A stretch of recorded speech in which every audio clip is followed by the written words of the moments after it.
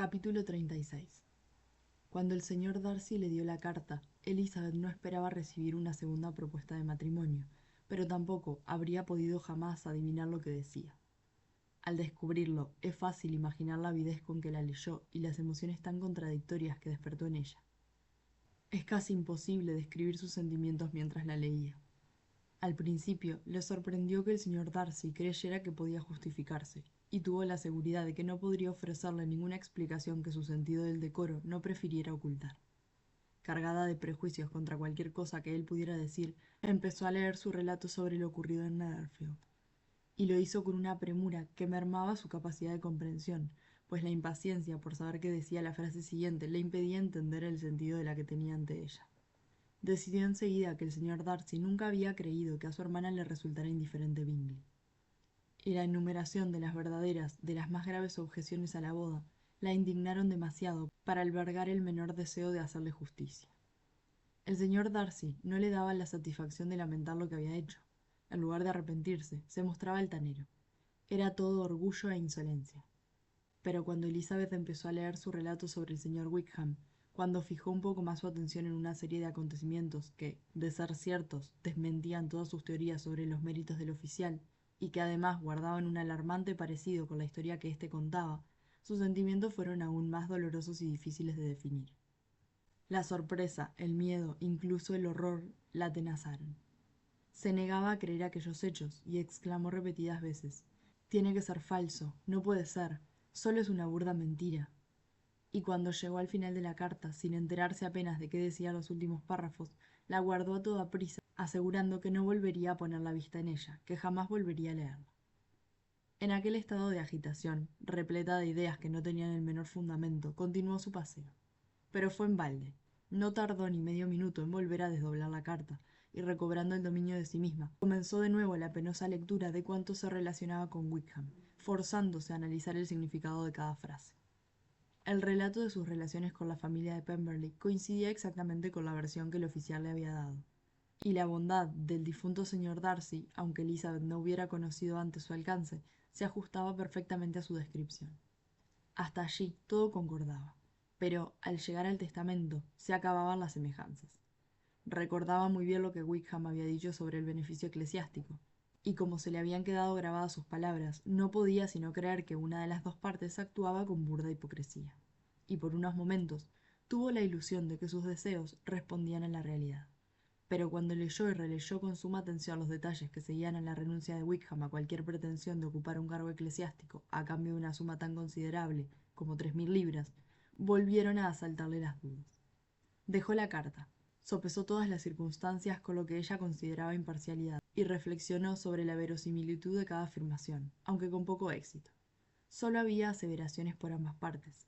Siguió leyendo, pero cada línea mostraba con mayor claridad que aquel asunto, que ella creía una infamia del señor Darcy, que ninguna artimaña sería capaz de justificar, se podía interpretar de un modo que exculpaba por completo a este caballero. La vida de excesos y libertinaje que el señor Darcy no dudaba en achacar al señor Wickham la escandalizó sobremanera, tanto más cuanto que no podía probar que la acusación fuera injusta. Jamás había oído hablar de Wickham hasta su alistamiento en la milicia del condado, donde se había enrolado por sugerencia de un joven con el que, tras encontrarse por casualidad en Londres, había reanudado una relación superficial. Lo único que se sabía en Hertfordshire de su vida anterior era lo que él mismo había contado.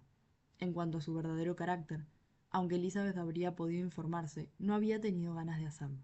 Su rostro, su voz y sus modales habían bastado para convertirlo en un dechado de virtudes. Elizabeth intentó acordarse de algún ejemplo de su bondad, algún rasgo manifiesto de integridad o benevolencia que pudiera contrarrestar los ataques del señor Darcy, o al menos reparar, gracias al predominio de la virtud, los errores circunstanciales, tal como ella intentaría clasificar lo que el señor Darcy definía como ociosidad y desenfreno de muchos años. Pero ningún recuerdo de estos acudía en su ayuda. Veía a Wickham ante ella, con todo el encanto de su atractivo y de su conversación, pero era incapaz de recordar otro rasgo positivo que la buena acogida que le habían dispensado únicamente los habitantes de la región y el afecto que le profesaban los demás oficiales por su simpatía. Después de meditar un buen rato, continuó leyendo la carta. Pero por desgracia, la historia que venía a continuación sobre el intento de fuga con la señorita Darcy se veía en parte confirmada por lo que había insinuado el coronel Fitzwilliam la mañana anterior, y finalmente, para corroborar todos los detalles, se le remitía al propio coronel Fitzwilliam, el cual, según le había informado con anterioridad, estaba siempre al corriente de los asuntos de su primo y de cuya honradez no tenía ningún motivo para dudar. Hubo un momento en el que casi decidió recurrir a él, pero era un asunto tan delicado que lo pensó mejor y acabó abandonando la idea, convencida de que el señor Darcy jamás se habría atrevido a proponerle algo así si no tuviera la seguridad de que su primo secundaría sus palabras. Elizabeth se acordaba perfectamente de su conversación con Wickham la primera velada que pasaron juntos en casa del señor Phillips. Muchas de las expresiones del oficial seguían vivas en su memoria. Ahora le sorprendía que hubiera sido tan indiscreto con una desconocida, y le extrañaba no haberlo advertido antes. Vio su falta de delicadeza al hablar de sí mismo y la contradicción entre sus declaraciones y sus actos. Recordó cómo se había jactado de no tener miedo a encontrarse con el señor Darcy. Sería éste quien tendría que abandonar la región, porque él se mantendría firme. Y sin embargo, una semana más tarde había eludido el baile de Netherfield. Cayó en la cuenta de que, hasta la partida del señor Bingley y de sus amigos, Wickham solo le había contado su historia a ella, pero en cuanto se enteró de que el grupo había salido para Londres, todo el mundo empezó a hablar de sus infortunios.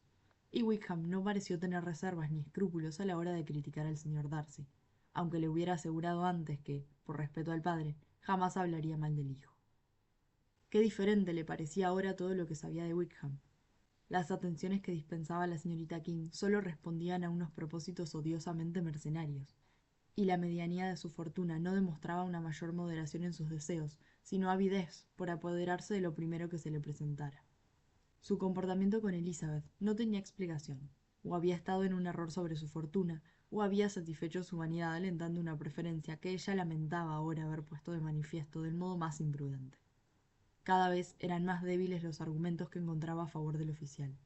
Y para exculpar aún más al señor Darcy, se vio obligada a admitir que el señor Bingley, al preguntárselo Jane, había defendido mucho tiempo antes la inocencia de su amigo en aquel asunto, y que, a pesar de sus modales desagradables y altaneros, en el curso de su relación, una relación que últimamente se había intensificado, lo que le había permitido conocerlo mejor, Elizabeth nunca había advertido en él nada que revelara una naturaleza injusta o sin principios, nada que pusiera al descubierto unos hábitos irreligiosos o inmorales.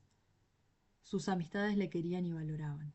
Incluso Wickham reconocía sus méritos como hermano, y la propia Elizabeth le había oído hablar a menudo de la señorita Darcy con un cariño que demostraba su capacidad de albergar algunos sentimientos afectuosos. Que si sus actos hubieran sido tal como Wickham los describía, habría sido imposible ocultar al mundo tan burdo ultraje de cuanto es justo, y que la amistad entre una persona así y un hombre tan afable como el señor Bingley era incomprensible. La joven estaba cada vez más avergonzada de sí misma.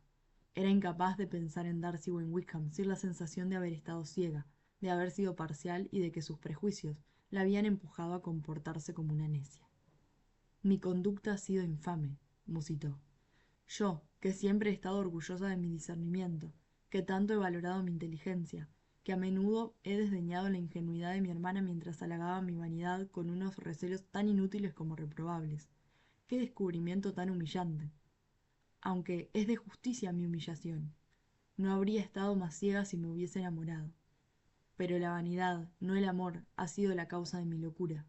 Adulada por la deferencia de uno y ofendida por la frialdad del otro en el inicio de nuestra relación, he cortejado el prejuicio y la ignorancia, y he ahuyentado la razón en lo que se refería a cualquiera de ambos. Es como si hasta ahora no me hubiese conocido a mí misma. Sus pensamientos, al pasar de ella a Jane y de Jane a Bingley, tomaron un derrotero que enseguida le hizo recordar que las explicaciones del señor Darcy sobre esa cuestión le habían parecido muy insuficientes, así que volvió a leerlas. La impresión de su segunda lectura no pudo ser más diferente. ¿Cómo no iba a creer al señor Darcy en aquel asunto cuando se había visto obligada a reconocer que decía la verdad en el otro? El joven aseguraba no haber sospechado nunca que su hermana sintiera afecto por Bingley, y Elizabeth no pudo sino recordar las palabras de Charlotte al respecto. Tampoco podía negar que su descripción de Jane era muy acertada. Sabía que los sentimientos de su hermana, aunque intensos, casi no se mostraban exteriormente, y que la serenidad que reflejaban su apariencia y su actitud no se asociaba a menudo con una gran sensibilidad. Cuando llegó a la parte de la carta en que se hablaba de su familia, se sintió terriblemente avergonzada, pues las críticas, además de humillantes, eran merecidas. Las acusaciones le parecieron demasiado atinadas para poder rechazarlas, y las escenas del baile de Netherfield a las que aludía el señor Darcy y que habían confirmado su oposición inicial, no podían haberle causado mayor impresión a él que a Elizabeth. El cumplido dirigido a ella y a su hermana no le pasó inadvertido. Mitigó su dolor, pero no pudo consolarla del desprecio que a Darcy le inspiraba el resto de su familia. Y cuando pensó que el desengaño de Jane se debía en realidad al comportamiento de sus parientes más cercanos, y meditó sobre lo mucho que dañaba la reputación de ambas aquella forma de comportarse tan desafortunada, se sintió más abatida que nunca. Después de andar un par de horas sin rumbo fijo, dejando que sus cavilaciones discurrieran en libertad y de repasar vicisitudes, determinar probabilidades y reconciliarse lo mejor que pudo con tan repentino e importante cambio, el cansancio y el recuerdo de su larga ausencia le animaron a volver a casa. Y entró en el hogar de los Collins, deseosa de parecer tan animada como siempre, y decidida a desterrar de su pensamiento cualquier idea que le impidiera conversar. Enseguida le dijeron que los dos caballeros de Rosings se habían presentado mientras estaba fuera. El señor Darcy se había despedido al cabo de unos minutos, pero el coronel Fitzwilliam había estado al menos una hora con ellos, esperando su regreso y casi dispuesto a salir en su búsqueda.